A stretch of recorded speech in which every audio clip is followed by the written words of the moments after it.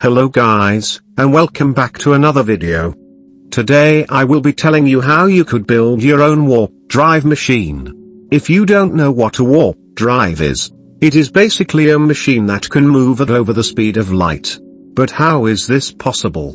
Anything with mass should not be able to achieve such speeds.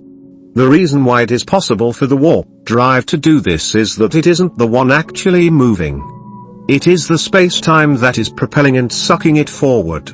Basically, the machine expands the space-time behind it and shrinks the space-time in front, causing the machine to be pushed and sucked forward at the same time.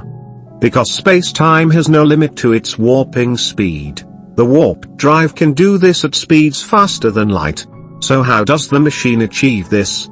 Well, in order to expand space, you would need a lot of negative matter, and in order to contract space, you would need a lot of normal matter. You are essentially creating a white hole behind you and a black hole in front of you, except the holes always stay the same distance away from you. To do this, you would have to constantly create and destroy the black and white holes, since you are not powerful enough to move them yourself. The distance and size of the holes you must generate vary depending on the speed you want to go. In order to generate one, you would have to aim extremely powerful gravitational waves at each other. They should only be powerful enough so that a black hole could only form at the point where they intersect. You could control their angles to modify the distance of the black hole, or you could change the intensity to modify the black hole's size. The more beams you put, the more powerful the black hole could be, since each beam wouldn't exceed the minimum black hole energy requirement. Speaking of the minimum energy requirement, you would need to emit 3.0790861 E plus 43 gigajoules of energy per second. In order to generate a white hole, you would need to create lots of negative energy. And in order to do that, you would need to create an extremely large-scale Casimir effect. The Casimir effect is what happens when you put two plates in a vacuum close together. By close together, I mean close enough so that even waves themselves cannot fit in between. Because of this wave limitation, the two plates would not fall apart like they usually would, but instead get pushed together. Since the plates are doing the opposite of what they should, it is negative energy that is pushing them. So if you create this at an absolutely massive scale, then the negative energy being generated would create a white hole. Or in other words, you emit an extreme amount of energy waves at the two plates, then all of it would be converted into negative matter, and thus create a white hole.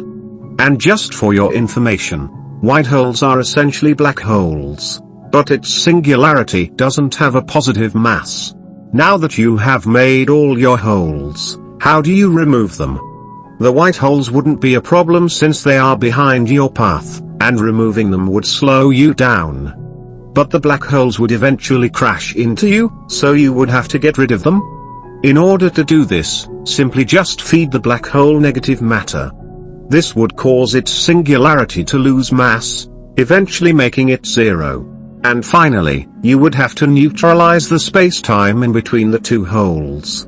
Otherwise you would be both quickly spaghettified and in the distant future in Earth times due to time dilation. You could find the perfect balance between the white and black hole distances in order to keep the middle section normal. Anyways, assuming that the black hole radius is 200 meters and the mass is 0.1 solar masses, then every second you would be going 331,879,567,500,000 meters faster. So the longer your travel, the faster you will go, which is why this method is more efficient than normal warped drives.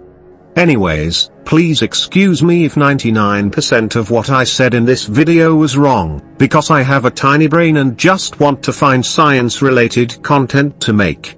See you next time, and bye.